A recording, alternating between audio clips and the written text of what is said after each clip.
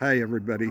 I made a mistake the other day saying something about snow geese flying over. Well, I'm down here below Sauk Railroad Bridge and overlooking the river, and there's a guy out here with one of his toys, and I just find it rather interesting that looks like a fun toy. And he too is out there taking videos or pictures of the geese that are looking at him. And he just told me that those weren't snow geese, but what were they? Well, what you probably saw were some kind of swan. We've had two different kinds of swans around on the river recently. Trumpeter swans, which are our largest swan, and then tundra swans, and that's what we're looking at right out here now. There's 20 tundra swans. And what were they saying? I don't speak their language. And where'd they come from? These tundra swans are Arctic nesting birds, and then but they're a late migrant, and so they'll come usually to come through in Wisconsin in November, and they've got a kind of a strange migration in that they angle down from sort of like the northwestern areas up in the Arctic, and they angle down towards the Chesapeake Bay, and a lot of them end up over on the Chesapeake Bay for the winter. But sometimes these birds will delay their migration if they find a suitable place to stop. So they may stop here and spend some time here, and then eventually move on. And if it's really good for them, they may just stop here for the whole winter. But we'll have to wait and see what they decide to do.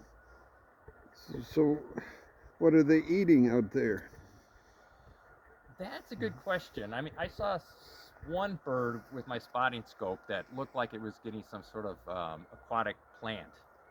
But up by the dam, there's a lot of small fish called gizzard shad, and that's what the eagles are feeding on. But I've also seen the ducks and geese feeding on those small fish, and uh, friends of mine who are very knowledgeable about birds said they've even seen swans eating these fish. And you said the snow geese were what? Well, we had one snow goose here in the last week or so, and the snow goose comes in two different color forms. There's one that's pretty much all white, and then there's another one which is sometimes called the blue goose, and most of its body is this sort of bluish gray, and then they pretty much just have a white head, and that's what we had here recently was a blue goose. So, was it a male or female? We can't tell because swans and geese, the the males and females look alike. Oh, okay. Well, anyway, this guy here is just telling me things that are rather interesting to me. And what else can you tell me? What are you interested in hearing? Well, don't make up too much stuff. Well, just to talk, you were asking about how do you tell males and Yeah, females, yeah, and yeah. so it seems that in waterfowl, that birds that have long-term pair bonds, the males and females tend to look alike. But ducks, which have short-term pair bonds, usually the male and female pair up, they mate, but the female will go off, lay her eggs, and then she will incubate and raise the chicks by herself. And in those species, the males and females tend to look different, with the males having more brighter plumage and the females having a more cryptic So, what have you seen plumage. out here with the eagles, like numbers here recently? There are the Ferry Bluff Eagle Council does weekly roost counts where the birds go into this. There's a small number of roost sites along the river, and they watch those sites in the one evening a week and count the birds as they come in. And there are well over 100 birds on this part of the river right now, from the dam probably down to like around Ferry Bluff or so. Like, how many have you seen at one time? Well, just this morning I've seen three up at the dam. I saw four out on Eagle Island Yeah, in downtown Prairie. I just saw two here. That's not a very no, no, that's not a particularly high count. no. So, where are all the rest?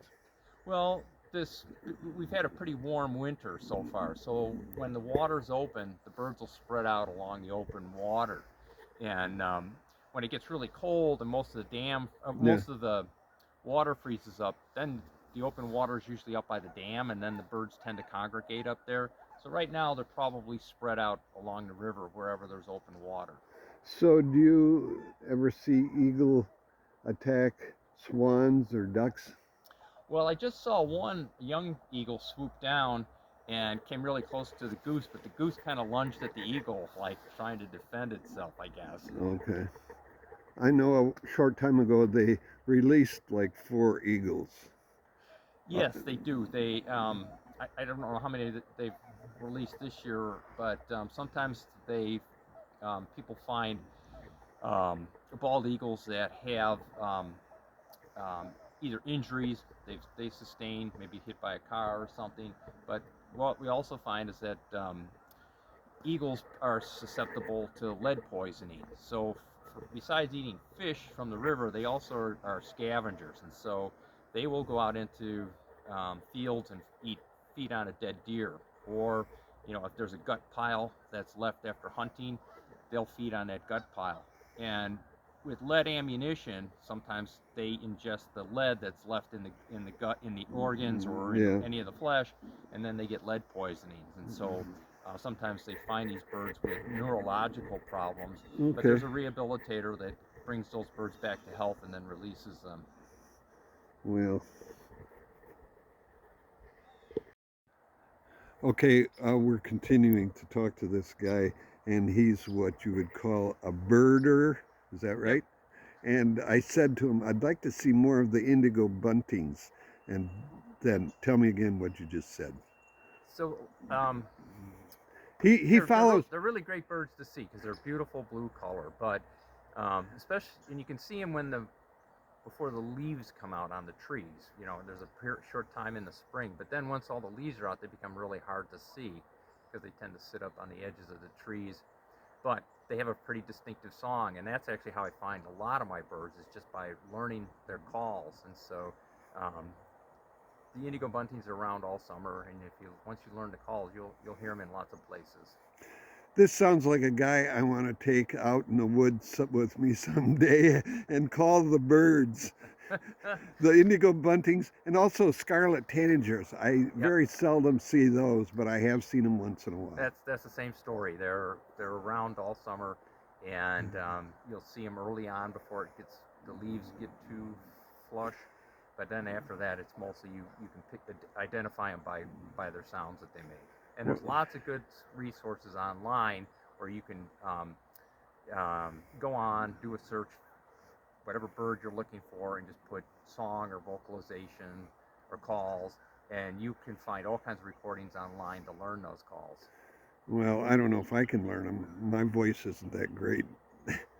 Well, to me, it's just like when you pick up the phone and so there's somebody who says, "Hi, Tom," you often know who it is before they say their name because you recognize their voice, because you've heard it a number of times. And it becomes the same way with repetition. You learn the birds, you'll hear it, and then you're like, oh, that's an indigo bunting. So while we've been standing here talking, I've had pileated woodpecker and hairy woodpeckers that I've identified just by the calls that they're making while we're talking. Now, how do I know you're not making that up? You'll have to trust me. And you'll have to learn it for yourself, and you'll see what I mean. Okay. I know there's some people that have that skill, and I really admire that. I'm just amazed. But anyway, maybe next summer, next spring, when you're around, I'll just go to the post office and I'll find you and say, hey, let's go out and get a picture of some birds. Sure, sounds like a good plan. All right. Anyway, that must be it for today. And like I said, it's an amazing thing, these birds that we see.